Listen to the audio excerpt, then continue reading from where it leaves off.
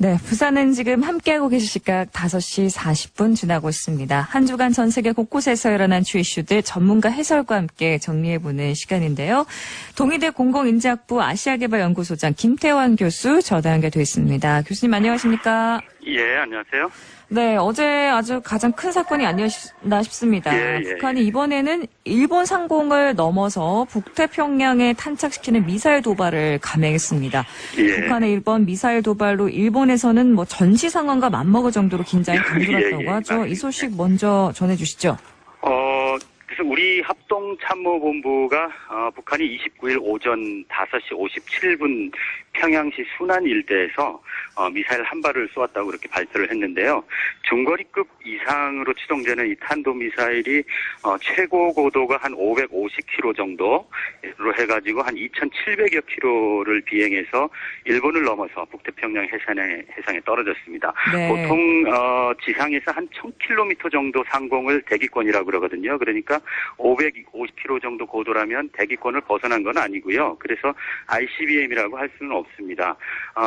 그러니까 북한은 그동안 뭐 핵을 미국까지 보내는 능력을 과시할 수 있는 이 ICBM을 성공시키기 위해서 대기권 밖으로 로켓 발사를 여러 번 시도했었거든요. 네. 그러다가 지난 2012년 12월 12일에 처음 성공했습니다. 그래서 광명성 3호 2호기라는 위성을 탑재한 은하 3호 로켓을 쏘아 올려서 북한이 당시에 광명성 3호 위성이 지구 궤도를 정상적으로 돌고 있다 이렇게 발표했고 네. 그것을 근거로 해서 자력으로 인공위성을 우주에 쏘아 올린 세계에서 10번째 국가로 북한을 평가하거든요. 그래서 이 기술에 대기권 재진입 기술을 추가하면 그게 바로 ICBM이 되는 거거든요. 네.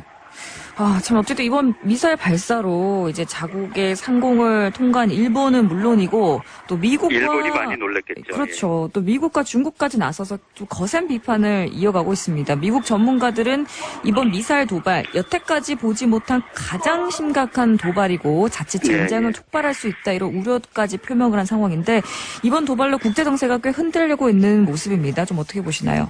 예, 일본 상공을 통과한 게 요번이 처음은 사실은 아니거든요. 한 두 번 정도 이전에 있었는데 그때는 인공위성 쏘아 올린다 그러고 다 이제 공포도 하고 예고를 하고 했던 건데 지금은 거의 미사일을 예고 없이 했기 때문에 일본이 더 놀란 것이고요. 그래서 이번 미사일이 사실은 괌을 포위하는 미사일을 발사하겠다고 위협을 한 북한이 한미연합훈련 기간이 있거든요. 그래서 그걸 빌미로 해서 실제로 그 능력과 수행 의지를 보였다는 그런 분석이 있습니다. 그래서 실제로 괌에 대해서 발사하기에는 미국과의 전면전을 각오해야 되니까 회피하면서도 그 능력과 의지는 보여줄 수 있는 그러니까 미사일을 괌이 있는 남쪽이 아니라 동쪽으로 발사함으로써 자신의 의지를 이렇게 확인시켜주는 말로만 하는 게 아니니까 진작에 받아들여라 하는 이런 거겠죠. 그래서 최근에 유화적인 모습을 보였던 미국의 어떤 트럼프 대통령으로부터도 크게 반발을 샀고 일본은 말할 것도 없고요. 그래서 아베 총리가 즉시 국가안전보장회의를 개최하고 주요 도시의 열차 운행도 중단시켰답니다. 그리고 대피도 하게 하고 그래서 어제는 종일 일본 방송과 언론은 들끓었다고 하는데 이게 일각에서는 일본 내외에서 아베 정부가 요새 좀 정치적으로 어려움에 처해 있으니까 조금 과민 반응을 하는 것이다. 이런 지적도 있지만 그래도 안보에 대해서 발빠르게 대처하는 것을 나무랄 수는 없거든요.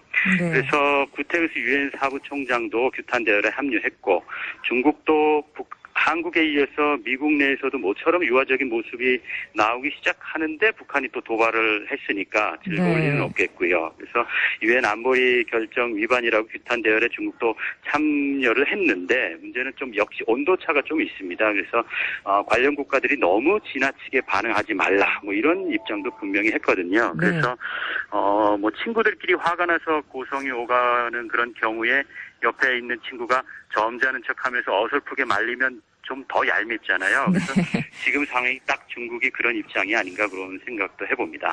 그렇군요. 사실 북한의 핵과 미사일 도발 어제 오늘 일은 아니지 않습니까? 매번 한국은 물론이고 국제사회가 이렇게 유엔 안보리가 함께 이제 대북 규탄 결의안을 채택을 하고 국제사회 계속해서 압박을 함에도 불구하고 북한은 아직 일까지 전혀 좀 개의치 않는 모습인 것 같습니다. 뭐 누가 뭐래도 자신의 길을 간다 뭐 이런 약간 모습을 보이는 것 같은데 이런 마이웨이 과연 좀 어디까지 갈까요, 교수님? 좀 그런 면이 없지 않습니다. 사실은. 그렇지만 좀 너무 조급하게 생각할 필요는 또 없다고 생각을 하고요. 뭐 조급해봤자 달라지는 건 없으니까요. 그러니까 국가 간의 관계라는 거는 어떤 한순간에 갑자기 변하는 게 아니고요. 네. 시간과 환경이 서서히 변하는 가운데서 서로 상호작용이 누적되면서 결정돼 가는 거거든요, 서서히. 네. 그래서 임기응변이나 어떤 좀 근시안적인 조급함을 가지고 일희일비하면 국가적인 손해를 보게 되는 경우가 많습니다. 그래서 국익을 근본으로 해서 냉정한 합리성을 합리성을 바탕으로 해서 원칙을 견지하고 명분과 실리를 얻을 수 있도록 좀 진득하고 인내하는 자세가 사실은 중요합니다. 그래서 네. 정권이나 특정 지도자의 의지만으로 뭐 단숨에 이것을 해결을 해서 결과를 얻어서 내야 되겠다는 어떤 그런 영웅심 같은 거는 좀 금물이라고 저는 개인적으로 생각을 하고요. 네. 사실은 이런 거를 국제 관계에서 잘 처신하는 것이 사실은 강대국인 거고요. 네. 이런 외교적인 처신에 미숙한 국가들이 약소국이 돼서 늘 강대국의 영향 아래서 스트레스를 받는 게 아닌가 그런 생각을 해봅니다. 네. 근데 이제 김정은이 이런 뭐 도발 속에 미국의 태도를 지켜보면서 앞으로 뭐 추가 행동에 나서겠다 이런 의지도 밝히고 있는 만큼 뭐 미국이 강경 기조가 변하지 않는 한 추가 도발 가능성이 좀 커진 것 같은데 계속해서 이런 목표를 달성할 때까지 미사일 실험을 계속할 것이라는 예상도 나오고 있습니다. 좀 도발 앞으로 얼마나 좀 계속될까요, 교수님? 그러니까 사실은 이렇게 겉으로 드러나는 것만 보면은 북한이 미국을 뭐 쥐락펴락하고 있는 것 같아요. 네. 미국이 해가는 거 봐가면서 우리가 어떻게 하겠다. 네네. 그렇지만 사실 보도가 안 돼서 그렇지 사실 우리 한국이나 국제사회의 어떤 반응들은 실시간으로 보도가 되지만 북한의 반응은 철저하게 통제돼서 계산된 하에서만 지금 알려지고 있는 거거든요. 그래서 사실은 북한 내부에서도 상당히 긴장과 우리보다 훨씬 더하면 더했지 그렇게 여유 있지는 않을 겁니다. 네. 그래서 다만 이런 북핵과 미사일에 대해서 가장 다급한 나라는 우리 대한민국입니다. 사실은. 네.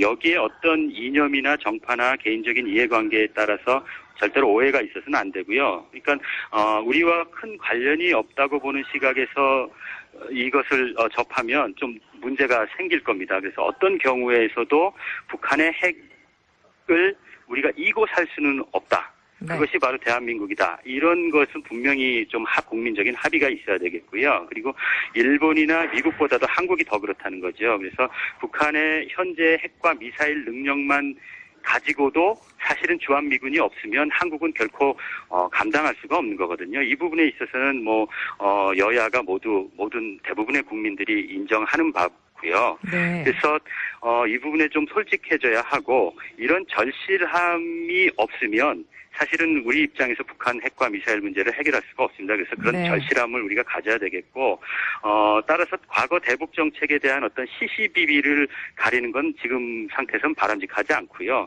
과거에서는 우리가 좀 교훈을 얻는 것으로 족하고, 그리고 나서는 냉정한 국제정치 현실에서 북한은 물론이고 관련 국가들이 최우선으로 추구하고 있는 것이 지금 현 시점에서 무엇인지 그걸 직시하는 게 중요하다고 생각합니다.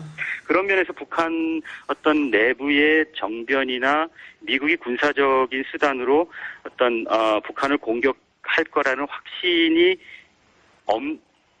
하지 않을 거라는 군사적 행동을 하지 않을 거라는 확신이 있는 한 북한은 결코 핵과 ICBM 완성을 향한 노력에서 멈추지 않을 것 같습니다. 네. 그것이 바로 북한이 원하는 정권 보장은 물론이고 핵보유국 지위라든지 경제 지원에 대한 것을 얻을 수 있는 최선의 수단이라고 판단하고 있기 때문이거든요. 네. 그래서 시간이 허락하지 않으니까 일단 중국은 뒤로 하고라도 미국 입장을 보면요.